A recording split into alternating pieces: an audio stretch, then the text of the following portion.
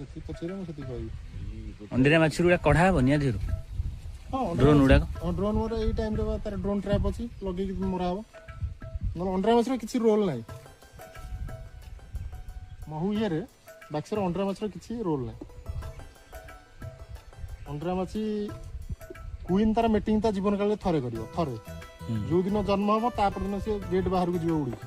Queen ବାହାରେ meeting ହେବ ଅଣ୍ଡିରା ମାଛ ସାଙ୍ଗରେ, ଆସିଲା ପଶିଲା ଆଉ ଜୀବନ ସାରା ସେ ବାହାରିବନି ଘର ଭିତରେ। ଜୀବନ ସାରା ଅଣ୍ଡା ଦଉଥାଉ ମରିବା ପର୍ଯ୍ୟନ୍ତ। ଗୋଟେ କୁଇନ୍ର ଲାଇଫ୍ ସ୍ପାନ୍ କେତେ ଦିନ? 3 ବର୍ଷ। ଗୋଟେ ବାକ୍ସରେ ସେ 3 ବର୍ଷ ଯାଏଁ ରହିବ। ଉଡ଼ି ବି ଯାଇପାରେ ଆଉ, କିନ୍ତୁ ମରିବାକୁ 2.5 ବର୍ଷ 3 ବର୍ଷ ଲାଗିବ। ଯଦି ତା କୌଣସି କାରଣବଶତଃ ଧର କୁଇନ୍ ମରିଗଲା, ମାଛିମାନେ ସାଙ୍ଗେ ସାଙ୍ଗେ ପୁଣି ଗୋଟେ ନୂଆ କୁଇନ୍ ତିଆରି କରିଦେବେ। କୁଇନ୍ ସେମିତି କିଛି ମାନେ ନାହିଁ ଯେ କୁଇନ୍ର ଗୋଟେ ଅଣ୍ଡା ସେପାରେଟ୍ ଅଛି, ସେମିତି କିଛି ନାହିଁ। ସେଇ ୱାର୍କର ମାଛି କୁଇନ୍ ତିଆରି କରିବେ, ସେଇମାନେ ହିଁ କୁଇନ୍ ତିଆରି କରିବେ, ସେଇ ଅଣ୍ଡାରୁ କୁଇନ୍ ତିଆରି ହେବ। ବର୍ତ୍ତମାନ ମୋର ସପୋଜ୍ କୁଇନ୍ଟା ମୋର ମରିଗଲା, ତାମାନେ କ'ଣ ଦଳଟା ମୋର ନଷ୍ଟ ହେଇଗଲା? ହବନି।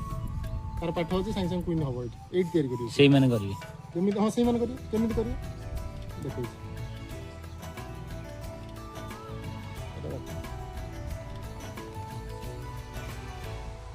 ଯୋଉ ଦିନିକିଆ ଅଣ୍ଡା ଦେଖୁଛ ମୁଁ ତମକୁ, ଏଇଟା ଯୋଉ ଟିକ ଟିକ ଦେଖୁନ, ଯୋଉ ଛୋଟ ଛୋଟ ତମକୁ ଦେଖୁଥିଲି, ଏରା ହଉଛି ଦିନିକିଆ ଅଣ୍ଡା। ମାନେ କୁଇନ୍ ଆଜି ଅଣ୍ଡା ଦେଇଛି, କାଲି ଅଣ୍ଡା ଦେଇଛି। ସେଇ ଦିନି ହଲୁଛି ଫେଣାଟା ଭାଙ୍ଗିଯିବ, ନୂଆ ଫେଣାଟା। ଏଇଟା ଆମେ ଏମିତି ବୁଲେଇକି ଉଠେଇବା। ଆମେ ଯଦି ଏମିତି ଉଠେଇବା ପ୍ରେସର ପଡ଼ିବ, ଭାଙ୍ଗିଯିବ। ତାଙ୍କୁ ଯେପର୍ଯ୍ୟନ୍ତ ଆଘାତ ନ ହେଇଛି ସେ କାମୁଡ଼ିବେନି। ଧର ମୁଁ ଏଇଠି ଯୋଉ ତାଙ୍କୁ ଧରୁଛି, ଗୋଟେ ମାଛି ଚିପି ହେଇଗଲା କି ମରିଗଲା, ସେ ଜାଣିପାରିବେ, ସାଙ୍ଗେ ସାଙ୍ଗେ ଆଟାକ୍ କରିବେ। ଆଉ ଗୋଟେ ଆଟାକ୍ କଲା ମାନେ ଧାଇଁ ଧାଇଁ ଆଟାକ୍ କରିବେ ସମସ୍ତେ।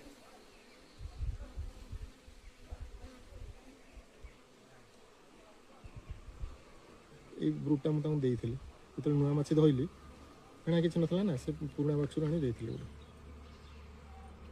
ଦେଖୁଛ ଏଇଟା ପୁରୁଣା ଫେଣା, ସେ ବାନ୍ଧି ଦେଇଛନ୍ତି।